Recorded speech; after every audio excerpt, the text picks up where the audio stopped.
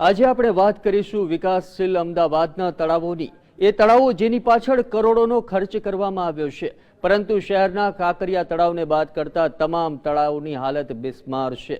અમદાવાદમાં આમ તો કુલ 50થી વધુ તળાવ આવેલા છે અને આ તળાવો તંત્રની બેદરકારીની ચાળી ખાય છે।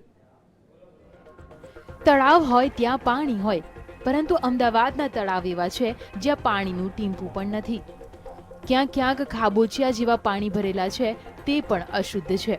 જે એનઆરયુ તેમની ગ્રાન્ટમાંથી અમદાવાદ મ્યુનિસિપલ કોર્પોરેશન અને ઓડાએ કરોડો રૂપિયાના ખર્ચે તળાવ બનાવ્યા, તેના લોકાર્પણ સમયે મસ્ત મોટી વાતો પણ કરવામાં આવી, પણ તેની દેખરેખ ન રાખવાને કારણે શહેરના મોટા ભાગના તળાવ બિસ્માર છે। જરા ધ્યાનથી જુઓ આ વસ્ત્રાપુર તળાવને। આ એ જ તળાવ છે જેની ચીની રાષ્ટ્રપતિ જિનપિંગે મુલાકાત લીધી। તેમની મુલાકાત સમયે આ તળાવને ગાર્ડનની જેમ શણગારવામાં આવ્યું, પણ આજે તે તેની શોભા ગુમાવી બેઠું છે। એટલું ઓછું હોય તેમ વિદેશી મહેમાન આગળ વટ પાડવા લાખોના ખર્ચે તૈયાર કરાયેલો ફુવારો પણ બંધ છે। ઉનાળો સિઝનમાં તળાવ કિનારે લોકો લટાર મારવા જાય છે, પણ તેની દુર્દશા જોઈ પરત ફરે છે।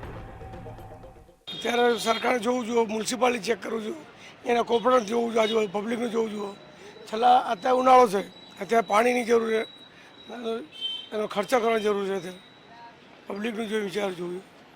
એટલે બધું આવારા ચાલે, બધું બે ધ્યાન કોર્પોરેટરનું થલતે ના કોર્પોરેશને આ ખર્ચો કરીને આટલું બનાવડાયું ને એની ઉપર ધ્યાન આપવાની જરૂર છે કે આની અંદર પાણી નથી તો એ લઈને આવે ગમે તે કરીને, કેમ કે એની જરૂર છે। તમને જોવામાં બી સારું લાગે, સવાર સાંજ અહીંયા વોકિંગવાળા આવે એ લોકોને સારું લાગે કે પવન ચાલતું હોય તો એ બી ઠંડુ। સૌથી વધારે અહીંયાના જે જીવજંતુ ને પક્ષીઓ આવે છે એ બહુ વધારે ઇમ્પોર્ટન્ટ છે। મને તો એની જ છે કે એનું એ લોકોને મળી જાય પાણી તો બહુ સારું। વસ્ત્રાપુરની જેવી હાલત મલાવ તળાવની પણ છે। અહીં પાણીમાં લીલ અને અન્ય કચરો છે। દેખરેખના અભાવે ગ્રીનરી સુકાઈ ગઈ છે। આ બે તળાવો તો નમૂના છે।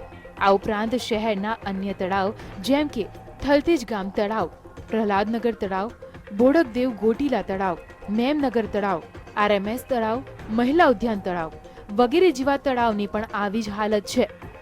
વર્ષો પહેલા બનાવાયેલા કાંકરિયા તળાવમાં બારેમાસ પાણી રહે છે, જ્યારે કોર્પોરેશન ઓડાએ બનાવેલા તળાવમાં પાણી રહેતું નથી।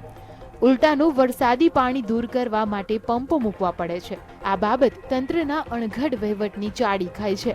જો એસીમાં બેસી રહેતા અધિકારીઓએ યોગ્ય આયોજન કર્યું હોત તો પ્રજાના નાણાંનો આવો વ્યય ન થયો હોત।